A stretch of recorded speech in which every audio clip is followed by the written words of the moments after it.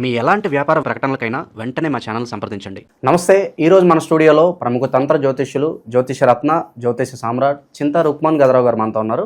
So గురువు గారితో మాట్లాడేద్దాం. నమస్కారం గురుగారు. మాతృదేవోభవ, పితృదేవోభవ, ఆచార్య దేవోభవ. ఓం నమో మాందీశ్వరాయ నమః. గురుగారు, ఆగస్టు మాసం, విశేషంగా శ్రావణ మాసం, సింహరాశి వారి పరిస్థితి ఏ విధంగా ఉండిపోతుంది? ఎలాంటి పరిస్థితులు వీళ్ళకి ఎదురవుతాయి అంటారు? ఓవరాల్గా ఎలాంటి జాగ్రత్తలు తీసుకోవాలి ఈ శ్రావణ మాసం విశేషంగా? 2025 ఆగస్టు మాసము సింహరాశి వారి యొక్క మాస ఫలితాలు తెలుసుకునే ముందు వాళ్ళ యొక్క ఆ రాశి యొక్క స్వరూప స్వభావం మనం మాట్లాడుకుందాము. సింహరాశి అది చాలా గొప్ప రాశి. గ్రహరాజు సూర్యుడు యొక్క రాశి అది. కానీ పేరుకు సింహమే, కానీ వీళ్ళు చిన్నపిల్లలని చెప్పచ్చు. వీళ్ళని పొగుడుతూ ఉంటే చాలు, చిన్న చంటి బిడ్డలాగానే ఉంటారు వీళ్ళు. పొగడితే వీళ్ళ యొక్క బలహీనత పొగడ్తల వల్లే నష్టపోయే రాశి సింహరాశి. వీళ్ళని ఎవరి ముందరన్నా కించపరిచి చిన్న విషయమైనా సరే అంటే మాత్రం, ఇంకొకరి ముందరంటే మాత్రం సెకండ్ల పైన అలగేస్తారు. ఎందుకంటే సింహరాశి అంటే రాశి రవి కాబట్టి ప్రెస్టేజ్ ఎక్కువ. మరి అంతే వేగంగా మళ్ళీ కలుసుకునేస్తారు, అది వేరే ఉంది. అలిగే ఎంత ఫాస్ట్గా కలుగుతారో అంతే వేగంగా మళ్ళీ కలుసుకుంటారు. ఎన్నన్నా కొంతమంది పిల్లలు ఎన్ని కొట్టినంతసేపు బాధపడి మళ్ళీ వచ్చి చేరుతూ ఉంటారు తల్లిదండ్రులకి. వాళ్ళు బాధపడతారు. చూడు, ఇంకెవరైనా మా ఎదురింటి పిల్లలు అయితే కొత్త అలాగే వీధి చివరికి పరిగెత్తున్నారు, మన పిల్లోడు కొట్టినాక చివరిలో తుడుచుకుంటూ మళ్ళీ వచ్చి మనల్ని పట్టుకున్నాడు. ఇంత గొప్ప లక్షణం సింహరాశి వాళ్ళకు ఉంటుంది. వాళ్ళు గుర్తింపు కోరుకునేటువంటి రాశి. ఎప్పుడు గుర్తింపు కావాలి వాళ్ళకు. ఆకలికి అన్నమే లేకపోయినా కానీ వాళ్ళు పొగుడుతూ ఉంటే ఆనందంతో ఉండిపోతారు వాళ్ళు. ఇంకొకరిని దిగజారి ఏమి అడగరు. అక్కడే వాళ్ళకి పెద్ద నష్టం. వీళ్ళు ఇంకొకరికి ఏదో చేసి వీళ్ళు నష్టపోతారు. వీళ్ళ ప్రలోభాలకి, మోసాలకు గురి చేసే వాళ్ళు కూడా వీళ్ళని పొగడ్తలతో ముంచేస్తారంటారా? ముంచేస్తారు. తిరిగి వాళ్ళని వీళ్ళు అడగరు. ఎందుకు అడగరు అంటే, మనం వీళ్ళందరికీ హెల్ప్ చేస్తాం, వాళ్ళని తిరిగి మనం అడిగితే మనకేం వాల్యూ ఉంటుంది ఈరోజు, లేకపోతే లేనట్టే ఉండిపోదాం, కానీ అడగకూడదు, మనకు ఉన్నప్పుడు బ్రతుకుదాము అనే విధంగా నష్టపోతారు వీళ్ళు. ఇది వీళ్ళ యొక్క సహజ స్వభావము. వీళ్ళు దీన్ని సవరించుకోగలిగితే మాత్రం మెరుగైన ఫలితాలు ఉంటాయి జీవితంలో. కానీ సవరించుకునే ప్రయత్నం వీళ్ళు చేయరు. ఎందుకని అంటారు? అది వాళ్ళ బలహీనత. వాళ్ళకి లేదు, ఆ మెమరీ లేదు. వాళ్ళు ప్రెస్టేజ్గానే హుందాగానే ఉండాలనుకునేస్తారనమాట. అక్కడే వచ్చింది. ఈ సింహరాశిలో ఇంకొక ప్రత్యేకత ఏమంటే, సింహరాశి మఖా నక్షత్రంతో ప్రారంభమవుతుంది. మఖా నక్షత్రం కేతువుది. అది పితృ నక్షత్రం. పితృ నక్షత్రంతో పితృకారకుడైన రవి యొక్క రాశిలో ఎవరన్నా పుడితే వాళ్ళ అంతకుముందు జన్మలో అదే ఫ్యామిలీ చెందిన వ్యక్తి అంతే. వాళ్ళ తాతో, అవ్వో, పెద్దనాన్నో, మేనత్తో ఎవరో ఒకరు అదే పోలికలతో మళ్ళీ అదే ఇంట్లో పుడతారు. మఖా నక్షత్రంలో పుడితే వాళ్ళ ముందు జన్మలో కూడా అదే ఇంట్లో వాళ్ళని రూల్ అంతే, తంబ్ రూల్. ఇంక దీనికి వేరే ఇంకేమి జ్యోతిష గ్రంథాలు పరిశీలించాల్సిన అవసరం లేదు.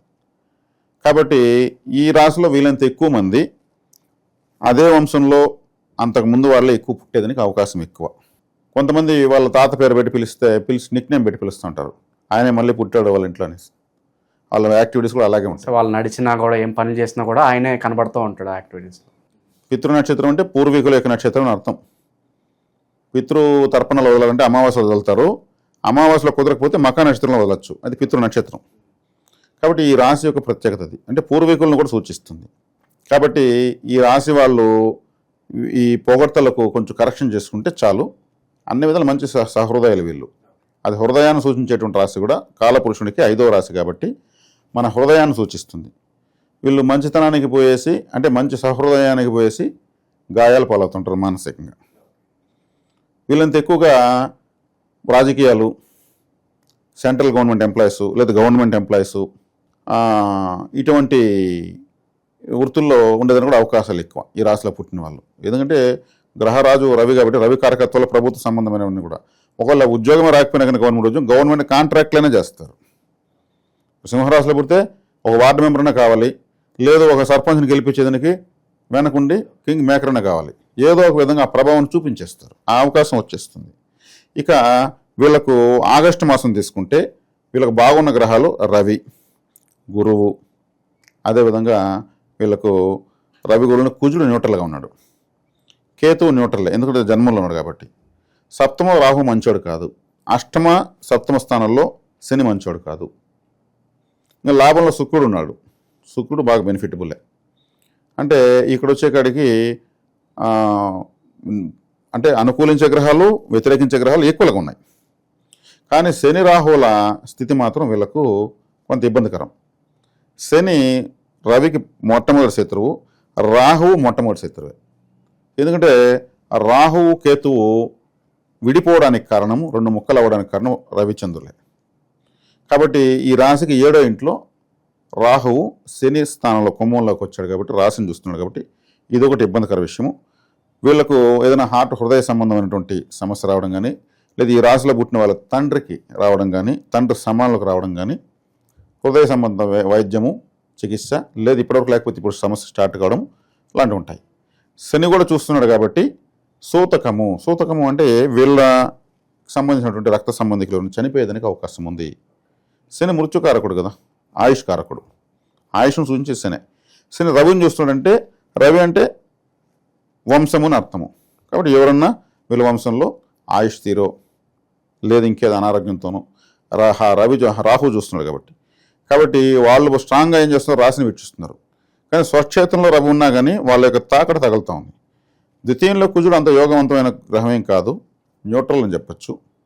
కాబట్టి ఏదన్నా అప్పు అవసరానికి చేసే అవకాశం కూడా వీళ్ళకి వస్తుంది. లాభంలో శుక్రుడు పాపగ్రహము, ఈ లగ్నానికి పాపగ్రహం శుక్రుడు లాభంలో పడడం మంచిదే. గురువు లాభంలో ఉన్నాడు. ఈ తాకడలన్నీ ఉన్నా కానీ వీళ్ళకి పరిస్థితుల్లో సమన్వయం చేసుకోగలుగుతారు, అన్నిటినీ బ్యాలెన్స్ చేసేస్తారు. ఇప్పుడు అప్పు చేసి వ్యాపారం కూడా పెడుతూ ఉంటారు, అది రిస్క్ అనుకోవచ్చా, లేదంటే పర్లేదు ముందుకెళ్ళొచ్చు అంటారా? కొద్ది రోజులు లోపలి పడడం బెటర్. కుజుడు 3వ ఇంట్లోకి వెళ్ళే వరకు ఉండడం బెటర్. ఎందుకంటే కుజశనిలో తాకడు ఉంది ద్వితీయ అష్టమ స్థానాల్లో. కాబట్టి కొద్ది కాలం తర్వాత వీళ్ళు ఇప్పుడు స్టార్ట్ చేసినా కానీ కొద్ది కాలం తర్వాత ట్రాక్లోకి వస్తుంది. ఇప్పుడు స్టార్ట్ చేసే ఇమ్మీడియట్ మూమెంట్ రాదు. కాబట్టి అప్పు చేయడం అనేది అంత కరెక్ట్ అయితే కాదు. కొద్ది రోజుల తర్వాత చేస్తే ఇంకా బెటర్ ప్రాజెక్ట్ వీళ్ళకి అవకాశం వస్తుంది. ఇక దూర ప్రయాణం చేసే వాళ్ళకి ఏదైనా సూచన ఉందా? దూర ప్రయాణాలు చేసే వాళ్ళకి ఇప్పుడు ప్రస్తుతానికి వద్దండి. ఎందుకంటే దూర ప్రయాణము అంటేనే రాహువు, చంద్రుడు, వ్యయంలో బుధుడు ఉన్నాడు. బుధుడు ఈ రాశికి మంచోడు కాదు. డాక్యుమెంట్ ప్రాబ్లం వచ్చేదని కూడా అవకాశం ఉంది. ఏదైనా డాక్యుమెంట్ కరెక్షన్స్ కూడా చూసుకోవాలి వీళ్ళు. బుధుడు అంటే డాక్యుమెంట్, ల్యాండ్ డాక్యుమెంట్స్ మరీ ముఖ్యంగా. కాబట్టి తల్లికి సంబంధించినటువంటి ఆస్తులు సంక్రమించే వాళ్ళు, లేదు ఇతరత్ర ఇంకేదన్నా డాక్యుమెంట్స్ ఉన్నవాళ్ళు ఆ డాక్యుమెంట్స్ 1-4 సార్లు వెరిఫికేషన్ చేసుకోవడం బెటరు. బుధుడు డాక్యుమెంట్ కారకుడు, బుధుడు వ్యయంలో నష్టంలో ఉన్నాడు కాబట్టి. ధనకారకుడు అయినటువంటి గురువు శుక్రులు లాభంలో ఉన్నారు. ఐడియాలు వెంటనే వస్తాయి, ఎలా తప్పించుకోరు. అన్నికి మనకి పోగలిగితే బెటరు. ఎందుకంటే సింహరాశి వాళ్ళు ప్రెస్టేజ్ ఎక్కువ చూస్తారు కాబట్టి, వాళ్ళు కొంచెం తగ్గరు కాబట్టి సొంత వాళ్ళే ఒక మాట అన్నా కూడా తీసుకోలేరు, ఎవరన్నా తీసుకోలేరు. ఇప్పుడు ఆయన అడ్మినిస్ట్రేటరు సూర్యుడు, ఆయన చుట్టూ అందరూ తిరుగుతారు. నువ్వే మా చుట్టూ తిరుగుతాడా? తిరగడు. కాబట్టి ఇక్కడ కేతువు కూడా లగ్నంలో ఉన్నాడు, రాశిలో ఉన్నాడు. వైరాగ్యం భావం ఉంటుంది ఖచ్చితంగా. ఈ వేధించే గ్రహాలకు 2 ఎదురుగానే వేధిస్తున్నాయి. ఏది? రాహు, శని. లాభంలో గురు శుక్రులు, రవి, వీళ్ళు స్ట్రాంగ్గా ఉన్నారు కాబట్టి సమన్వయం చేసుకోగలుగుతారు పరిస్థితులను, ఇబ్బంది ఏం లేదు. ఒక స్త్రీ వల్ల పరువు నష్టం కానీ ధన నష్టం కానీ ఏదైనా సూచిస్తుందా వీళ్ళకి? స్త్రీ వల్ల లాభము నష్టం 2 సూచిస్తూ ఉంది. ఎందుకంటే శుక్రుడు లాభంలో గోచరంలోకి వచ్చాడు. గోచరంలో మంచిదే, కానీ లాభంలో శుక్రుడు మామూలుగా జాతకాల్లో లాభంలో ఉండకూడదు అంటారు. లాభాన్ని సూచిస్తాడు, నష్టాన్ని సూచించేస్తాడు. ఆయన స్త్రీకారకుడు కాబట్టి ఆ 2 ఇస్తాడు. అందున అది మిథున రాశి. మిథున రాశి అంటే స్త్రీ పురుషుల కలయిక. అక్కడ గురువు వేరే శత్రువు ఉన్నాడు. ఈ గురువు శని, గురువు శుక్రులు అక్కడ ఉన్నారు కాబట్టి, గురు శుక్రులు అంటే భీముడు, దుర్యోధనుడు ఇద్దరు బలం కలిగిన వాళ్ళే. లాభం అనే స్థితిలో ఉన్నారు. ఒకరిస్తే ఇంకొకరు ఈనీరు, ఇంకొకరిస్తే ఇంకొకరు ఈనీరు. నేను ఇస్తానంటారు. ఈ పోటాపోటీలో ఫలితం వచ్చేది కష్టం అవుతుంది. అయినా డిగ్రీస్ పరంగా గ్రహాలు దూరం జరుగుతాయి కాబట్టి, గురువు దీర్ఘ సంచార గ్రహం కాబట్టి, శుక్రుడు ఒక నెలపాటే ఉంటాడు కాబట్టి ఆయన వేగంగా వస్తాడు కాబట్టి, గురువుని దాటుకొని వచ్చేస్తాడు కాబట్టి శుక్రుడు వాళ్ళ ఫలితాన్ని వేగంగా ఇస్తాడు. దానివల్ల గురువుకి దగ్గరలో ఉన్నప్పుడు శుక్రుడు ఇవ్వలేడు అంటే స్త్రీ వల్ల నష్టం ఉండొచ్చు. దూరం జరిగినాక స్త్రీ వల్ల లాభం ఉంటుంది. ఇది డిగ్రీస్ పరంగా డిగ్రీ అస్ట్రాలజీలో వస్తుంది. ఇక విద్యార్థులు, నిరుద్యోగుల పరిస్థితి ఏంటంటారు ఓవరాల్గా వీళ్ళకి? విద్యార్థులకైతే బాగుంది. గురువు శుక్రుడు లాభంలో ఉండడం వల్ల ఇక డాక్యుమెంట్స్ పరంగా విద్యార్థులు కూడా కేర్ఫుల్గా ఉండాలి. ఏదో సర్టిఫికేట్ల పని మీద వెళ్తే అక్కడ పని ఆగక మళ్ళీ వెనక్కి తిరిగి రావడం, ఏదో ఒక సర్టిఫికేట్ మర్చిపోవడము, లేదా జిరాక్స్ తీసుకుంటే అది కొంచెం ముద్దగా వచ్చేయడము, అది డాక్యుమెంట్ ప్రాబ్లమే. లేదంటే డాక్యుమెంటు వీళ్ళకు మిస్ కావడము, జారిపడిపోవడము లాంటివి ఉంటాయి. కొంచెం చూసుకోవాలి. బుధుడు వేయంలో ఉన్నాడు కాబట్టి గురు శుక్రుడు లాభంలో కూడా విద్యార్థులకు ఇతరత ఒక సర్టిఫికేట్ల పరంగా క్లియర్గా ఉండాలి అంతే.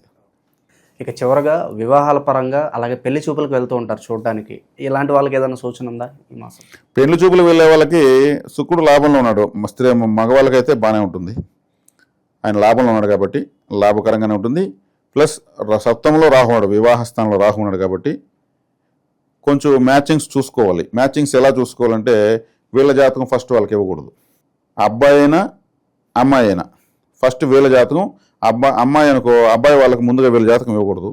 అబ్బాయి అయితే అబ్బాయి జాతకం ముందుగా ఇవ్వకూడదు. ఎందుకు ఇవ్వకూడదు అంటే సప్తంలో రాహు ఉన్నాడు, వ్యయంలో బుధుడు ఉన్నాడు. జాతకం అంటే డాక్యుమెంటే. సప్తంలో రాహు ఏం చేస్తాడు? వివాహ జీవిత భాగస్వామి స్థానం, సింహరాశికి శత్రువు.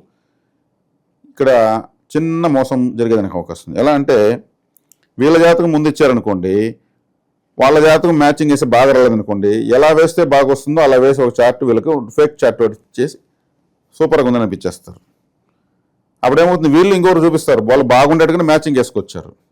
అప్పుడేమవుతుంది, బాగానే ఉందంటే మ్యారేజ్ అవుతుంది. కొద్ది రోజుల తర్వాత ఏమవుతుంది, మేము అందరూ బాగుందని చెప్పారు, జాతకాలు కలిసి చేసాము, గొడవలు వస్తున్నాయి, సమస్యలు ఉన్నాయంటారు. ఎప్పుడో ఇన్సూరెన్స్ వేయాలి అమ్మాయి పేరుతో అన్నప్పుడు సర్టిఫికేట్ అడుగుతారు, అమ్మాయి టీసీలు అవన్నీ. అప్పుడు ఎవరు వాళ్ళు? ఎందుకంటే అప్పుడు దాంట్లో డేట్ ఆఫ్ బర్త్ వీళ్ళ జాతకానికి ఇచ్చింది 2 తేడా వచ్చేస్తుంది. డాక్యుమెంటే కదా. అంటే వీళ్ళు మోసం చేసినట్టు గొడవలు అప్పుడు వస్తాయి. అంటే ఇక్కడ వచ్చి ఇక్కడ రాహు సప్తంలో ఉన్నాడు, జీవిత భాగస్వామి ప్లేస్లో రాహు మోసం చేసేదంటే నెంబర్ 1. బుధుడు వ్యయంలో ఉన్నాడు, డాక్యుమెంట్ సంబంధించిన వాడు. కాబట్టి జాతకం ముందుగా ఇవ్వకుండా వీళ్ళు తీసుకొని మ్యాచ్ అందులో చూసుకొని తర్వాత కావాలంటే వీళ్ళు ఇవ్వచ్చు.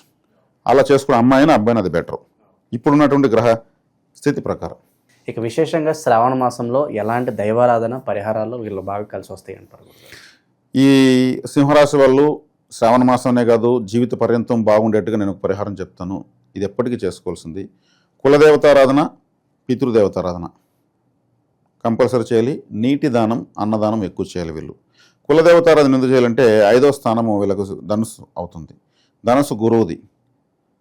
ఆ ధనుసు రాశి పితృ రాశి కాబట్టి పితృ పరిహారము, కులదేవత పరిహారం చేస్తూ ఉంటే వీళ్ళకు శాశ్వత పరిష్కారం. అది అన్నదానము, నీటి దానం ఎందుకు చేయాలంటే వ్యయస్థానం చంద్రుడిది. చంద్రుడు అంటేనే వ్యయము అంటే నష్టము, చంద్రుడు అంటేనే రైసు, వాటరు. ఏదైతే నష్టమో దాన్నే దానం చేయడం వల్ల వీళ్ళకు రాశికి ఎప్పటికీ శ్రీరామ రక్షలాగా ఉంటుంది. ఎందుకంటే మకరాశితో మఖా నక్షత్రంతో వీళ్ళ రాశి ప్రారంభమవుతుంది, పితృ నక్షత్రంతో ప్రారంభమవుతుంది. 5వ స్థానము నైసర్గిక కాలపురుషునికి పితృస్థానం కాబట్టి కాలపురుషునికి 5వ స్థానం సింహరాశి, వీళ్ళది కులదేవతా రాశి. వీళ్ళకి మళ్ళీ కులదేవత రాశి పితృరాశి. కాబట్టి పితృ పరిహారము, పితృదేవతను ఆరాధించడము అంటే సూర్య నమస్కారాలు. అదేవిధంగా కులదేవత తెలియని వాళ్లకు, మా కులదేవత అంటే చాలామంది తెలియదు. వెంకటేశ్వర స్వామిని, నరసింహస్వామిని, రాజరాజేశ్వరి, లలితాదేవిని, వాళ్ళంతా పరదేవతలు, యుగదేవతలు. కులదేవత అంటే ఇక్కడ మనము కొంచెం సమయమైనా చెప్పేద్దాము. బహిరంగ ప్రదేశాల్లో పొలాల మధ్యలో చెట్ల కింద, మామిడి చెట్టు, వేప చెట్టు, రావి చెట్టు, మర్రి చెట్టు, ఇట్లా చెట్ల కింద పుట్టమట్టితో పన్నీటి జలాలతో కలిపి విగ్రహాలు చేసి పెట్టి మంచి మధ్యాహ్నం వాళ్ళ పిల్లలకు తల వెంట్రుకలు తీసి వాళ్ళకి ఇవ్వాల్సినటువంటి, ఆ దేవతలకు ఇవ్వాల్సినటువంటి బలులు కానీ నైవేద్యాలు కానీ సమర్పించి వాళ్ళందరూ అక్కడే తినేసి వచ్చేస్తారు. వేరే వాళ్ళు ఎవరు వాళ్ళ ఊళ్ళో పోరు, పిలిస్తే కూడా రారు. మాకు ఆ దేవుడు లేదు అంటారు, భయపడతారు. అది కులదేవతారాధన. అది ప్రాచీన కాలంలో చాలామంది తర్వాత వాళ్ళకి అందివ్వకుండా చేశారు. కాబట్టి వీళ్ళు కులదేవత ఎవరైనా ఎంచుకోవాలనేసి యుగదేవతల దగ్గరికి వెళ్తున్నారు. తప్పేం లేదు, కానీ కులదేవత కాదు. కాబట్టి కులదేవత పరిష్కారానికి మన దగ్గరనే సెంగాలి అని ఒక కర్ర ఉంది. ఆ సెంగాలి కర్రను కేరళ, తమిళనాడు, పాండిచ్చేరి, కర్ణాటక ప్రాంతాల్లో కులదేవతగా భావించి పూజ రూమ్లో పెట్టి ఆరాధిస్తారు. అదొక పరిష్కారం ఉంది. కాబట్టి తెప్పించుకోవచ్చు.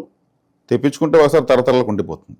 కాబట్టి సింహరాశి వాళ్ళకు కులదేవత, పితృదేవత, నీటి దానం, అన్నదానం, ఇది సూపర్ పరిష్కారం. సో ఓవరాల్గా సింహరాశి వాళ్ళకి వాళ్ళ జీవితాంతం ఉపయోగపడేలాగా మంచి దిశానిర్దేశం చేశారు గురుగారు. అద్భుతంగా వివరించారు. ధన్యవాదాలు.